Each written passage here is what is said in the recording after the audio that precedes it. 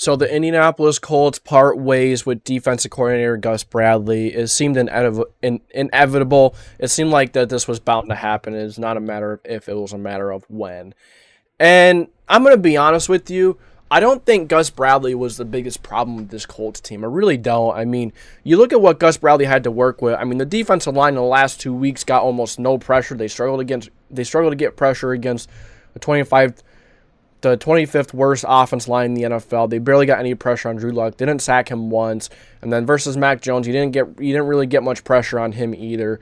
This defensive line is not very good. I mean, it seems like it's struggling at times. It's, the linebackers are inconsistent. The secondary is not very good. This is just another scapegoat for Chris Ballard.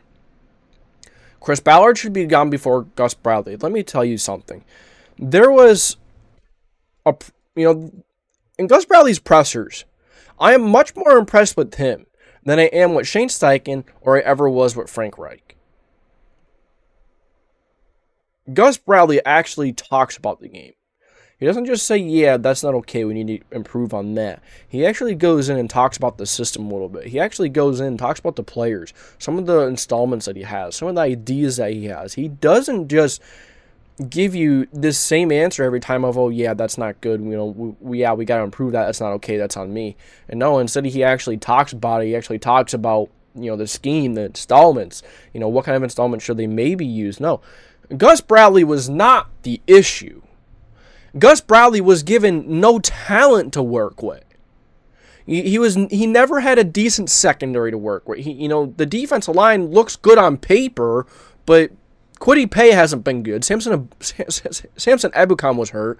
DeForest Buckner was hurt for a good amount of the year. Grover Stewart isn't really a pass rusher, and Latu has been good. He's been on and off, but Gus Bradley has not been given adequate talent. He wasn't given a chance.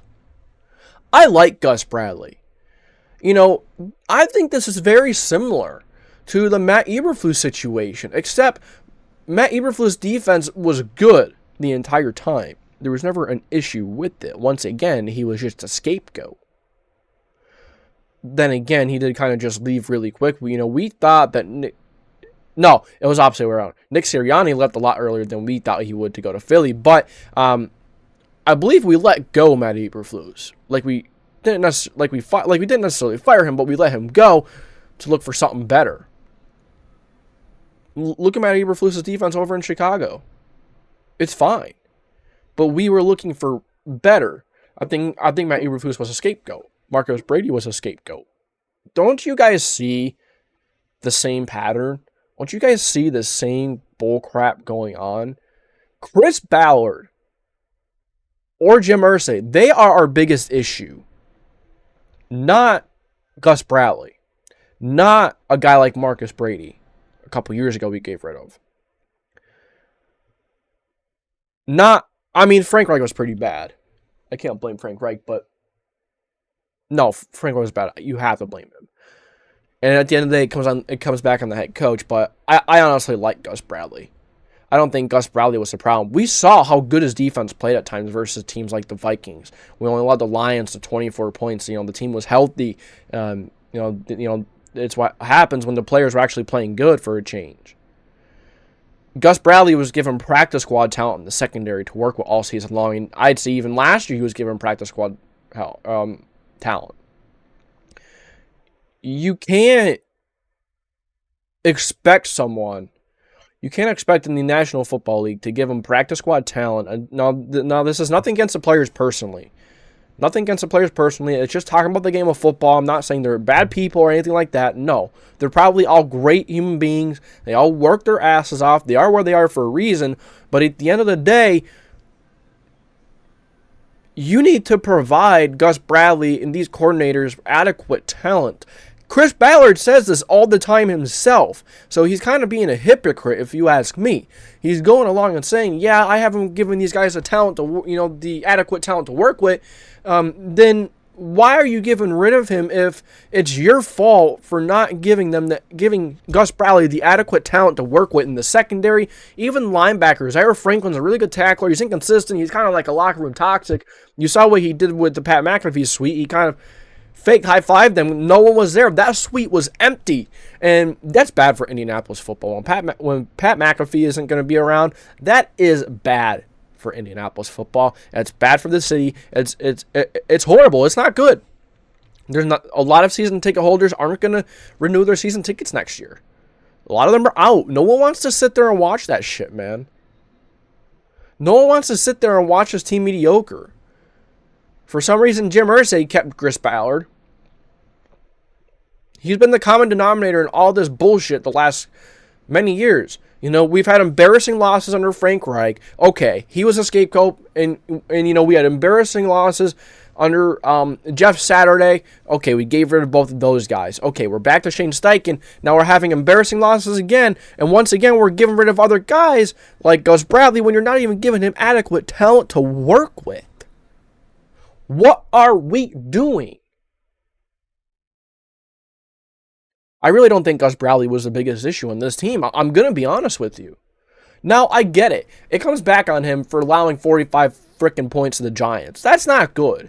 But once again, when you have practice squad cornerbacks and practice squad guys, maybe except for Jalen Jones, and I do like Kenny Moore, but when you're not giving Gus Bradley adequate talent to work with, what do you expect him to do? He can't go out there and rush the quarterback. He can't go out there and play cornerback. He can't go out there and tackle for Julian Blackmon. He can't go out there and not cause diva problems in the locker room for Anzair Franklin. He can't go out there and help EJ Speed cover a little better and fall down. He can't go out there and help Kenny Moore be more consistent. He can't do this shit. This is the player's job to go out there and do it, not his. It's aggravating. I don't think Gus Bradley is the problem. It's Chris Ballard or Jim Irsay. No, it's kind of both. You know, with keeping Chris Ballard, it is now, before I was kind of being lenient on Irsay, but now that you're keeping Ballard, after what you've seen, after multiple head coaches, like 9 or 10 different quarterbacks, many different offensive coordinators, defensive coordinators, I am now to believe that Jim Irsay is part of the problem. Because how are you going to look at all of them and be like, yeah, it's okay. I have a lot of faith. I have a lot of confidence in it. How could you have confidence in this guy? Don't get me wrong. I'm not going against anyone in terms of personally. I'm not attacking anyone personally. Personally, they're all probably phenomenal human beings on a personal level. They, you see Chris Ballard. I think Chris Ballard is a phenomenal human being. You know, he cares about his players, but I think he cares about his players a little too much, and that cuts into the business side of football. There comes a point where it's business. The NFL is a business. And I feel like Chris Ballard cares about some of his guys too much to the point where he doesn't want to give rid of them at all. You know, some of his guys, like, how much you want to bet he's going to come out in the press and be like, you know, these guys are young. Like, Samuel Womack, look at him. He's young. Like, these guys are young. You have to give them a chance before you just move on from them. We have to stay patient. Well, Chris Ballard, we've been patient for 8 freaking years, and you've never given us a top 15 secondary. You've never given us a secondary that was better than the worst half of the NFL. The secondary's always bad. The defensive line has had good years where we've had a lot of sacks, but I feel like the pass rush has never been there consistently. We've had so many meltdowns under Chris Ballard. And he is the same common denominator. So I'm forced to ask this question. Was Frank Reich the biggest issue of the Colts?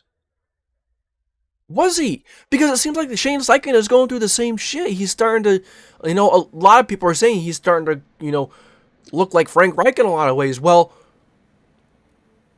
is Frank Reich and Shane Steichen the product of the front office, of the top of Chris Ballard? Is he the product of that? Does Chris Ballard have more control than those two? Have they sucked the life out of Frank Reich and Shane Steichen? That's something to think about, man. That's something to think about. It's aggravating. It is. I don't think Gus Bradley is the biggest issue. So we got that out of the way. Let's talk about a couple of defensive coordinator candidates, because he's gone, right? He's gone. There's nothing I can do about it. There's nothing we can do about it. That's that. But there are a couple of guys here that I pulled up on a list that I think are good candidates. You have Jim Leonhard, former Wisconsin defensive coordinator. He's been with the Broncos. He's been a defensive back coach for the Broncos. He did a really good job with the Wisconsin defense. They're really stingy. Always made it really difficult for any team trying to drive down on them. I really like Jesse Minter from the Chargers, but is he really going to leave to be, a defensive coordinator somewhere else where Harbaugh brought him in? He's probably going to stick with Harbaugh unless he goes to get a head coach gig. I really like Jesse Minter, but probably not going to get him. You do have Chris Harris. He is a defensive back coach for the Titans. You have Christian Parker, Aubrey Pleasant, Dennis Allen. He's interesting. I don't think he's a very good head coach, but maybe he's a good defensive coordinator. I thought he was very good with the Saints as a defensive coordinator. When he was just a defensive coordinator, I thought he did a phenomenal job. So I would not mind Dennis Allen. Robert Saleh. I really like Robert Saleh, but I to be honest with you, I think another team is going to go for him for head coach. Mike Martindale, of course, but I don't think he really wants to call defenses right now. I don't think he really wants to coach. You have Chris Hewitt, who's a Baltimore passing game coordinator and secondary coach. There are a couple guys here. I'm going to make another video on this because I want to look into them more. I want to understand them more. I just really wanted to glaze over them quick while I was going on my rant about Gus Bradley and why I don't think Gus Bradley was the biggest issue. But all right, guys, thank you for tuning in to the JDW Sports Talk Show. I will have another video coming out on some of these defensive coordinator candidates, and then that'll be it for me. So thank you for tuning in. If you enjoyed, make sure to like, subscribe, put the post notification bell on so you don't miss any future videos. And this is the JDW Sports Talk Show signing off.